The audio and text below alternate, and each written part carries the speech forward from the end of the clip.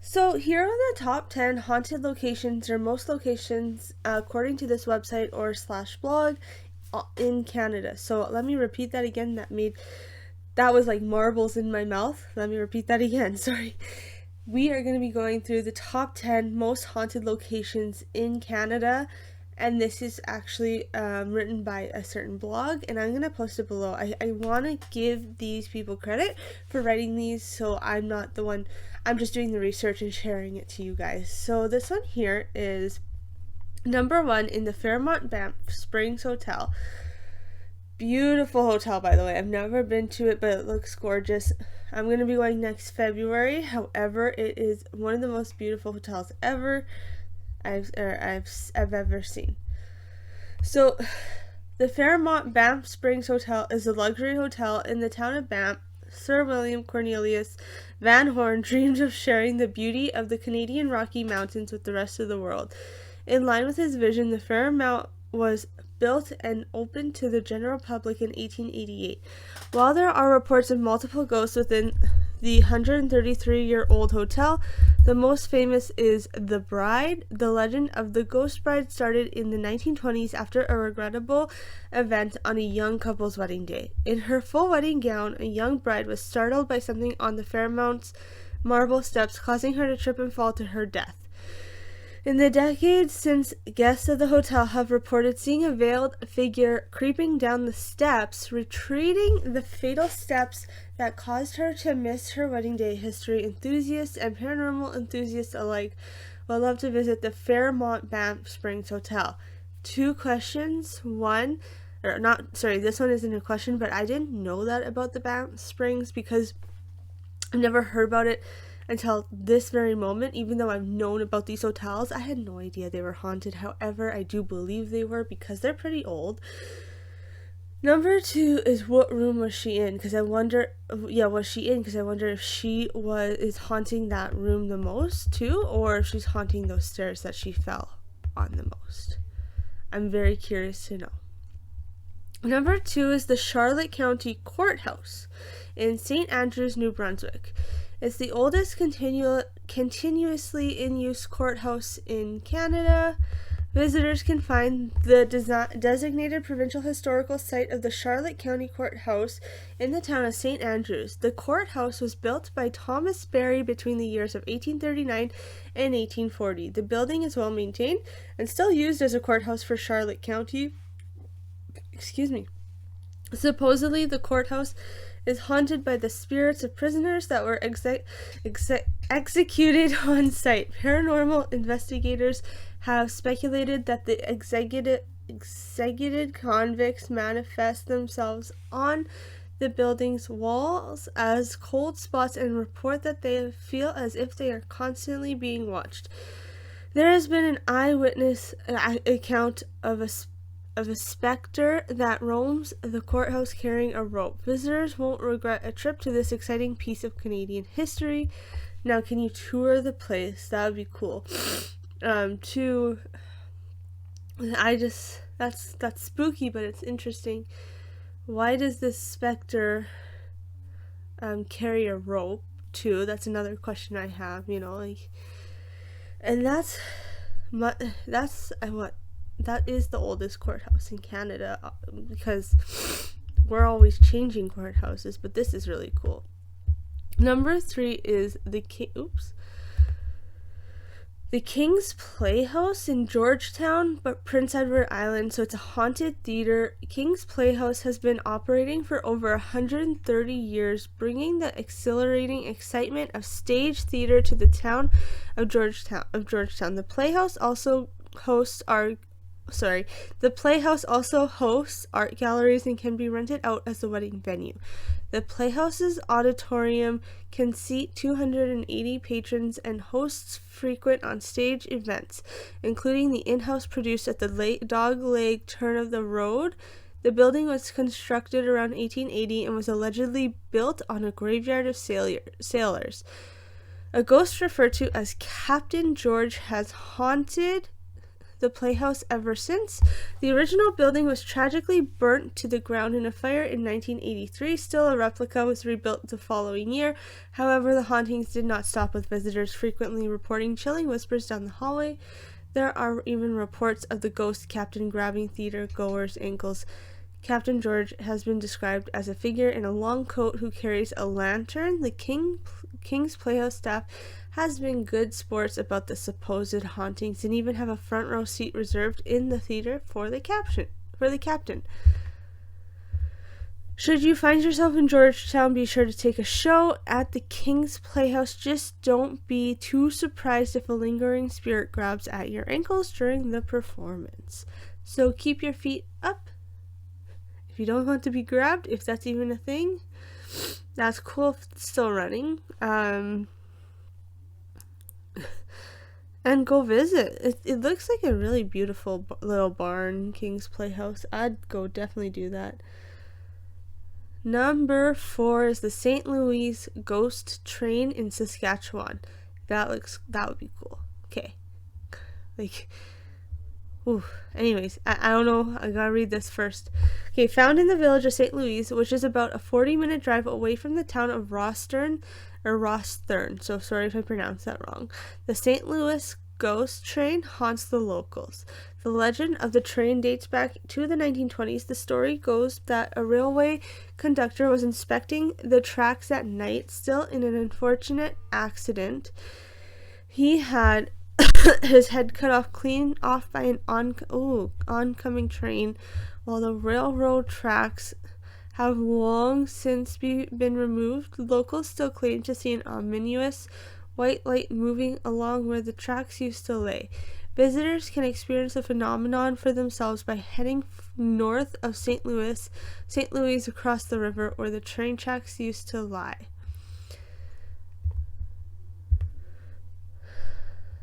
Was that? That was only 4. Why was... what? Oh.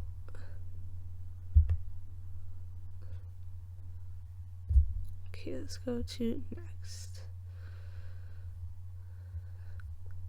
Okay, so next is the West Point Lighthouse in O'Leary, Prince Edward Island. The West Point Lighthouse is also infamously haunted and even made the Reader's Digest 10 Most Haunted Canada Place list. Allegedly, the original lighthouse keeper, William Anderson MacDonald, has come back from beyond the land of the living to ensure the light is being adequately taken care of. Back in the 1980s, the lighthouse was converted into an inn by a dedicated group of volunteers. The volunteers witnessed strange things, such as one volunteer claiming to have turned off the lights in the lighthouse only to step outside and see them flicked back on. Another volunteer claims that they thought they saw a bearded man sitting in the bedroom when the lighthouse was supposedly to be entered. The rumors of the lighthouse's haunted status have only strengthened in recent decades, making it a must-visit for anyone interested in the paranormal. Interesting. I always found lighthouses to be a little creepy. Next one is the Rose Deer Hotel in Drumheller, Alberta. A hotel floor haunted by vengeful minor spirits.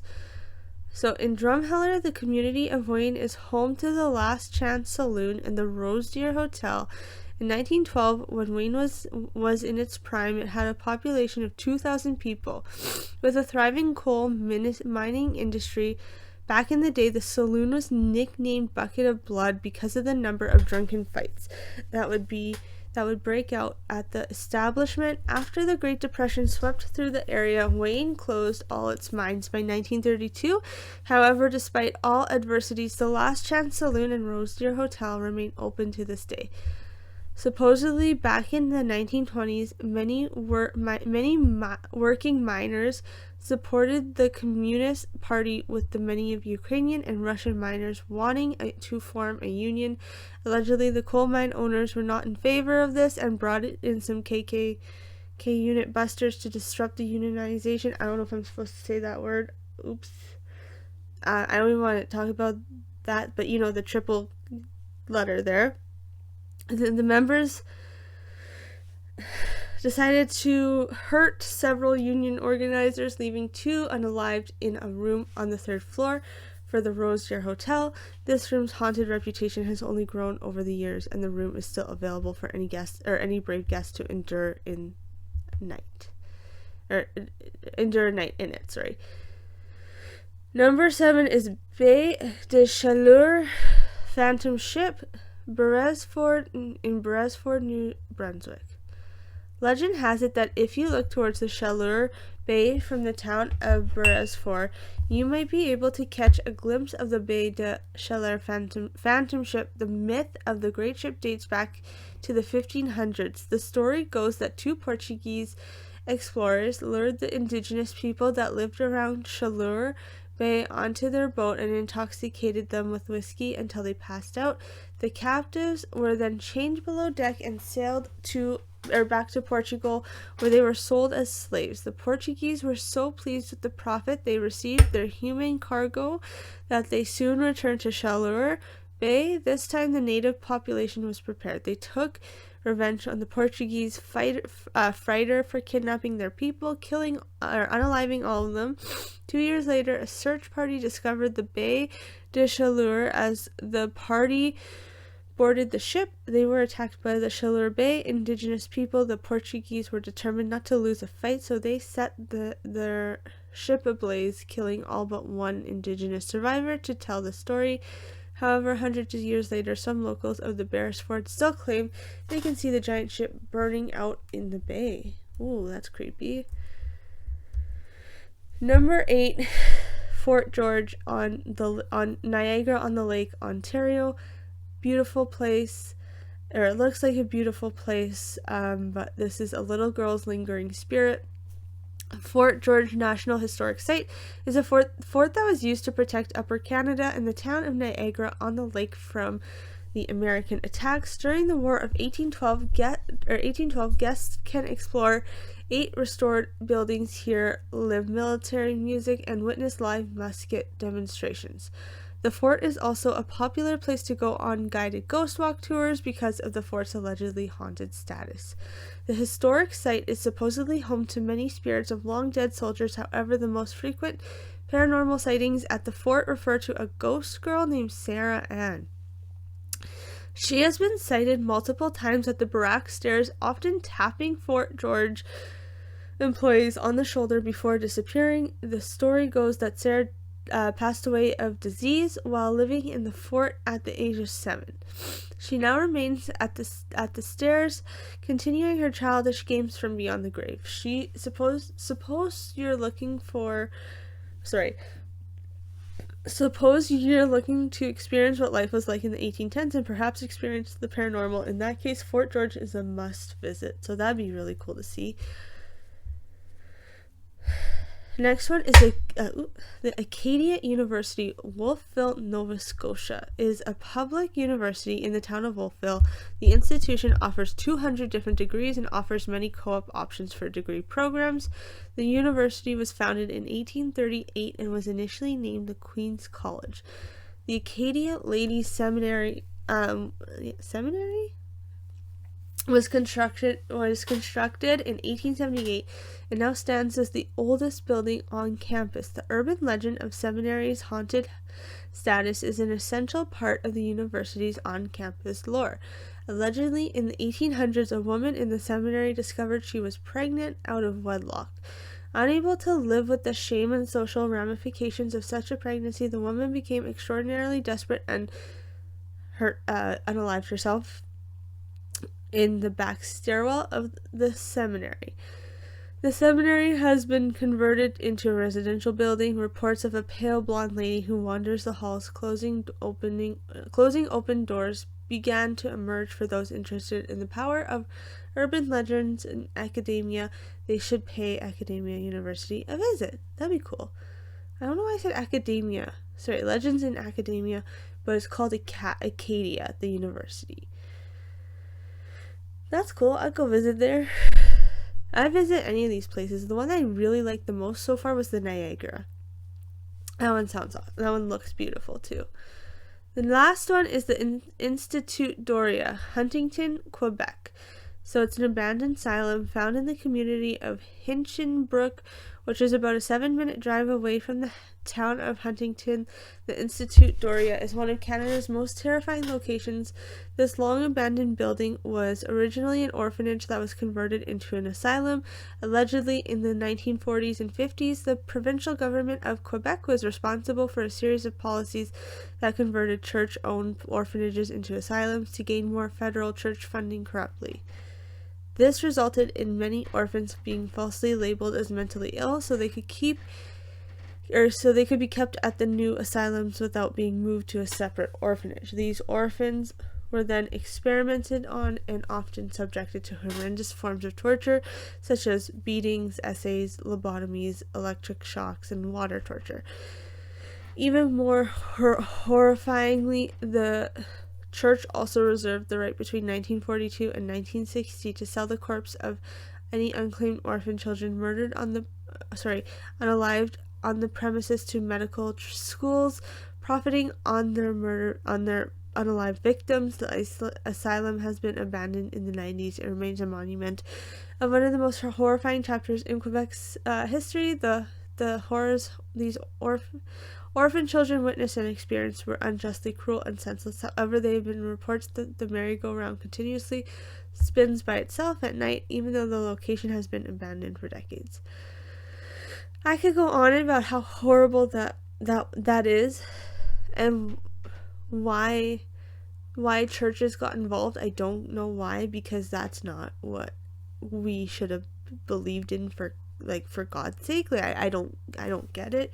I don't know why they did it. I don't want to know why, and it's just sad, and it's a really unfortunate situation. So sorry whoever had to go through that. It is awful. Anyways, that's all I'm gonna say about that. Wow, 17 minutes long. This one was a little longer because it was 10 of them and they had longer stories, but I love the stories behind it. Again, I'm going to put this person's blog because I want to give them credit. If it was a local blog or if it was a corporation blog, I don't know. But if it was a person who was just writing their the stories behind it, thank you so much for sharing that. And I'm sharing that, and I'm going to share the blog down there. I don't know this person. There was no collaboration. There was nothing there. And then a disclaimer that I should have put at the beginning was a trigger warning, because I didn't even know that there was I guess I should have expected it, but I didn't know that there could have been some triggers there. Anyways, thank you for your time. I appreciate it. You guys have an awesome rest of your evening. Have a great night. Stay safe and keep smiling, keep shining. Bye now.